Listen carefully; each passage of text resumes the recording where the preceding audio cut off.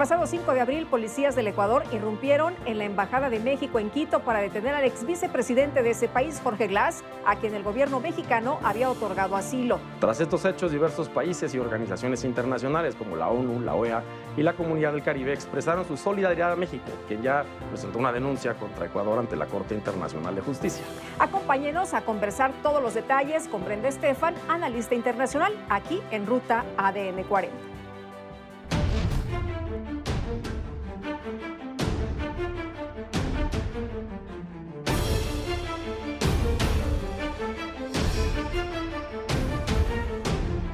Brenda, un gusto como siempre poder platicar contigo. Muchas gracias. Querida Lupita, gracias por la invitación a su programa. Un gusto estar con ustedes. Oye, Brenda, pues importantísimas acciones que se han dado en el mundo. Estamos en un momento muy complicado y México también está inmerso en una situación diplomática importante con Ecuador. Platícanos cómo llegamos a este punto y si era la única reacción, hemos sabido de la diplomacia mexicana reconocida a nivel mundial y ahora rompemos relaciones con Ecuador. Sí, hay que remontarnos, Lupita, al 17 de diciembre del año pasado. Ese día México recibe en su embajada a Jorge Glass, el ex vicepresidente ecuatoriano del gobierno de Correa, lo recibe en calidad de huésped. Un término que no, digamos, no tiene significado como tal en el lenguaje diplomático, pero que le daba a México tiempo para tomar una decisión sobre una eventual condición de asilo que finalmente Glass solicita, pero México seguía alargando la respuesta. El gobierno ecuatoriano le había otorgado a la embajada de manera oportuna la información respecto al juicio. Le había dicho cómo este personaje político tenía pues una sentencia por cubrir, digamos, pendiente, porque había salido liberado, pero tenía que regresar cada semana ante la autoridad judicial a firmar. Una vez que México lo recibe en la embajada, deja de hacerlo. Entonces, el gobierno ecuatoriano le dice a México, ustedes tienen a un criminal en la embajada. ¿Qué debió haber hecho Ecuador? Debió haber recurrido a las instancias correspondientes en el ámbito diplomático para demostrar cómo México estaba rompiendo o estaba violando la Convención de Caracas sobre asilo diplomático, que en su artículo 3º señala que un país no puede darle asilo a un personaje que enfrenta delitos del fuero común, como era el caso. Él estaba con una sentencia en su contra, 2 sentencias en su contra, por el tema de cohecho y corrupción. Entonces, eso no lo hace Ecuador. Le pide a México que le entregue a Glass. Glass México se niega a ello. México tiene una gran costumbre diplomática de no intervenir. Sí. Pero en los últimos 6 años hemos visto que quiere ser el hermano mayor de Centro y Sudamérica. Y esto es un claro ejemplo del conflicto generado por mensajes políticos. Yo no me acuerdo de uno más claro que este después del comes y te vas de Fox. Porque el presidente mexicano en la región, como bien apunta Rodrigo, calla cuando se trata de Venezuela, Cuba o Nicaragua, pero interviene de manera fuerte cuando se trata de Perú, de Ecuador, de Bolivia. ¿Y qué ha pasado en estos 3 casos? En los 3 han declarado persona non grata a nuestros embajadores. Entonces, el balance que tenemos hoy es 3 de embajadores mexicanos declarados personas non grata. Rompimiento de relaciones diplomáticas con Ecuador. Un pleito de patio escolar con Milei. Pésima relación con Panamá y tensión. Y de alguna manera la intervención de Ecuador en la embajada no se justifica y hay que condenarla con todas sus letras. Cualquier mexicano que defienda a nuestro país debe hacerlo. Pero hay que entender de dónde viene. De estas declaraciones, como bien señalas, intervencionistas, que tensan la relación. El gobierno de Ecuador dice, declaro persona non grata. México reacciona y dice, ok. Se levantan las antenas en Quito sobre una posible fuga del ex vicepresidente. Y también le da la condición de asilo al calor de la tensión diplomática. Entonces, todo mal hecho, digamos, todo mal de las 2 partes. Y bueno, ya el peor momento es el momento de irrupción por parte de la policía ecuatoriana en la embajada, que es totalmente indefendible, que México está adecuadamente defendiendo ante las instancias internacionales. Las embajadas son inviolables, no se puede nadie meter a una embajada. No se pueden violar y no hay excepción. Sí, o sea, no es territorio mexicano, pero hay acuerdos, ¿no? El principio de inviolabilidad se establece establece en la Convención de Viena sobre Relaciones Diplomáticas de 1961. Esta, después de las 2 guerras mundiales, lo que sucede es que vieron que era fundamental seguir teniendo embajadas para que hubiera vasos comunicantes entre los países y que entonces había que blindarlas. Y a pesar de que algunos países en su momento quisieron intervenir excepciones, se dijo no. Y la jurisprudencia en el tema nos lleva a que no hay excepciones a la inviolabilidad del espacio diplomático, de las misiones diplomáticas, que pueden ser representaciones, puede ser incluso las casas del embajador, en fin, en este caso hay una flagrante violación de Ecuador al derecho internacional y lo va a hacer patente la Corte Internacional de Justicia a la cual ha acudido México. ¿Y qué sigue? Porque estamos viendo el caso de Irán-Israel, donde Irán alega que mandar misiles y drones al otro país fue porque le bombardearon una embajada. Hay muchas reacciones de países cuando violan sus embajadas. ¿Qué sigue para México? Pues está claro que hay un camino que está siguiendo la Cancillería en términos jurídicos. Correctamente se asiste ante la Corte Internacional de Justicia. Lo que hace esta Corte, que es el máximo órgano jurídico de Naciones Unidas, el máximo órgano de justicia, es juzgar a los estados. Declara si un estado violó el derecho internacional. ¿Qué va a pasar? Que si esta Corte determina que Ecuador violó el derecho internacional, le va a imponer sanciones. Hay varios tipos de sanciones. Uno es el que se conoce como de satisfacción. Se llaman modos de reparación en su conjunto, pero es satisfacción, es decir, ofrecerle una disculpa a México. Que la Corte le podía que es lo que ha decir exigido Ecuador, México, además, ¿no? Que nos ofrezcan una disculpa. que salgan públicamente y le digan, México, yo violé el derecho internacional y ofrezco una disculpa, ¿no? Eso es algo que puede suceder. Puede suceder que se le impongan penas para resarcir daños y perjuicios, desde daños morales, daños físicos, en fin. Yo creo que la Corte va a fallar a favor de México y que veremos, pues, qué medidas se toman. Ahora, México ha pedido la suspensión de Ecuador de la ONU.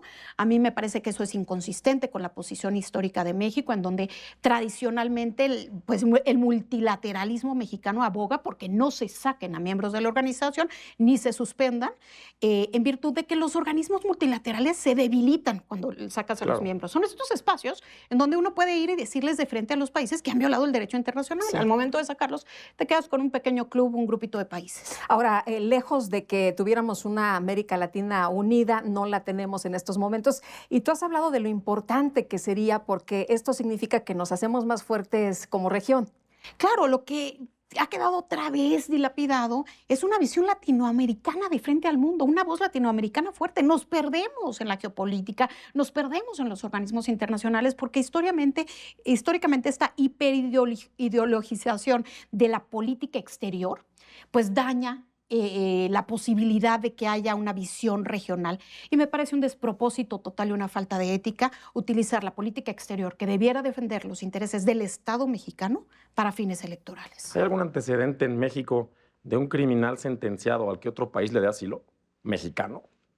Me parece que no, Rodrigo. No conozco el caso en particular, pero lo que sí sabemos es que en el caso mexicano hoy tenemos 80 personas con condición de asilo, muchos de ellos con sentencias en su contra del fuero común. Entonces no es el único caso y Ecuador lo tenía clarísimo. Un poco es como jugar a Julian Assange, ¿no? Un poco como por ahí va el tema. Bueno, es interesante que traigas a colación el tema de Julian Assange porque Ecuador se vio beneficiado del mismo principio de inviolabilidad de las misiones diplomáticas cuando tuvo por 7 años a Assange en su embajada en el Reino Unido y la policía del Reino Unido no intervino hasta que llega Lenín Moreno al poder y dice pueden entrar por él, pero antes no irrumpieron. Oye, ¿podemos pensar que se equivocó el presidente Noboa con esta intervención? A mí me parece que le va a salir muy caro a Ecuador como Estado. A Daniel Noboa, como presidente, puede jugarle a favor políticamente. Hay un referéndum que viene en unos días y vienen las elecciones de mayo próximo, donde él se representará. Hay que recordar que Daniel Noboa llega al poder para cubrir el fin del gobierno de Guillermo Lasso, que él había renunciado y deja ahí pendiente. Entonces es un interinato, digamos, pero él puede reelegirse en el mes de mayo. Me parece que va a utilizar esto para fines políticos porque su bandera de gobierno es la lucha contra la impunidad y la corrupción. Puede ser que a él le beneficie, pero Ecuador sin duda le va a perjudicar, va a dañar a los ecuatorianos que están hoy en tránsito por México, que son alrededor de 30,000 y que se quedan sin un consulado, va a imposibilitar el tema de que avance el Tratado de Libre Comercio entre ambos países, que está en el mejor interés de Ecuador. Va desde luego también a complicar las relaciones comerciales en general entre ambos países. En fin, yo creo que el daño a Ecuador y sobre todo el daño en su imagen ante el mundo va a ser evidente. Vimos también una reacción de muchos países, ¿no? Incluso países con los que tenemos ciertos roces reaccionaron a favor de México. Argentina, por ejemplo. Argentina, sí, como que hay tiro todo el día. Sí. Yo creo que este es un tema en donde los países tienen claro que no nos podemos equivocar, porque aceptar que está bien que otro Estado viole una misión diplomática sería pues volver a la era de las cavernas, ¿no? Este es uno de los pilares fundamentales sobre los cuales recae la diplomacia. Entonces creo que ahí hubo claridad, incluso el mismo Almagro, secretario general de la OEA con pésima relación con México, Sí. se declara en ese sentido, aunque hubo, por ejemplo, del parte del gobierno de Nicaragua, del impresentable de Ortega, una posición de apoyo a México y también de romper relaciones diplomáticas con Ecuador, que no necesariamente es algo de lo que debiéramos presumir, pero creo que en general la posición, algunos más tibios, otros más firmes, pero fue de apoyo a México. Oye, respetar la ley para que no nos comportemos como gorilas, ¿cómo ves? Exactamente. El principio sobre el cual se basa la diplomacia es cierto entendimiento. Por ejemplo, este tema de llamar a consultas a los embajadores es una primera llamada de atención al otro país. Cuando México, por ejemplo, dice, yo llamo consultas a mi embajador en Ecuador, estoy haciendo patente mi molestia. Hay un segundo punto, retiro mi embajadora. Hay un tercer punto, cierro mi embajada. Es decir, hay todo un arsenal dentro de las acciones diplomáticas que se pueden utilizar entre países para que no lleguemos a un gorilismo como el que señalas, en donde pues se hace a un lado Sí, la ley que fue una internacional declaración y la del presidente diplomacia. López Obrador, por cierto. Bueno, y Brenda, también nos has dado la ruta que se ha seguido a través de organismos internacionales después de este pues, enfrentamiento o esta ruptura diplomática con Ecuador. ¿Qué tanto peso tiene la CELAC? Hablamos de la ONU, hablamos de la Corte. ¿Qué tanto peso tiene la CELAC y qué tanta importancia, sobre todo para América Latina? Pues el hecho de que haya una declaración por parte de la CELAC es importante por lo que decíamos hace rato, por la imagen de quién fue quien violó el derecho internacional y el acuerdo entre los países de la región de que esto está mal y de que se denuncia a quien haya violado el derecho internacional. Ahora, también es cierto que en América Latina tenemos casi un cementerio de acrónimos de organizaciones regionales que justamente por meter ideologías políticas en un sentido o en otro han fracasado. Sí. CELAC se había buscado que permaneciera fuera de esta tendencia y hemos visto que desgraciadamente pues el presidente mexicano, entre otros, nuevamente han metido el componente ideológico como parte del ADN de esta organización y esto pues nos lleva a que cuando lleguen gobiernos de otra línea política, estas organizaciones se debiliten desgraciadamente. ¿Y qué tiene que aprender la diplomacia mexicana de esto? Porque sin justificar lo que hizo Ecuador, se cometieron errores. Claro, Rodrigo. Yo creo que, primero, el no usar la figura de asilo con una visión política.